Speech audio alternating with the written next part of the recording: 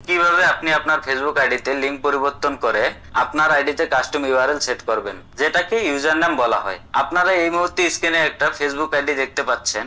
এই আইডিটার লিংক দেখেন, এই আইডিটার লিংক কত বড়।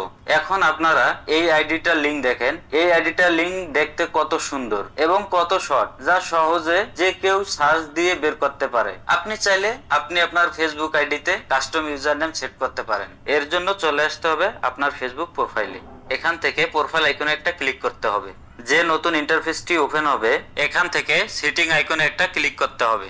See more in account centre, এখানে একটা ক্লিক করতে হবে। এখান থেকে আপনার প্রোফাইলের নামের উপরে একটা ক্লিক করতে হবে। ক্লিক করার পর এখান থেকে ইউজার নামে একটা ক্লিক করতে হবে। এখান থেকে ফেসবুকে একটা ক্লিক করতে হবে। এখানে আপনি আপনার পছন্দের নামটি দিন। যদি লাল আসে তাহলে বুঝবেন এটা অন্য কেউ ব্যবহার করতেছে, আর সবুজ হলে আপনি এটা ব্যবহার করতে পারবেন। ডান বাটনে একটা ক্লিক করুন, তাহলে আপনার ইউজার নেমটি সেট হয়ে যাবে। এখন দেখেন আপনার কাস্টম ইউআরএলটি কত সুন্দর দেখাচ্ছে।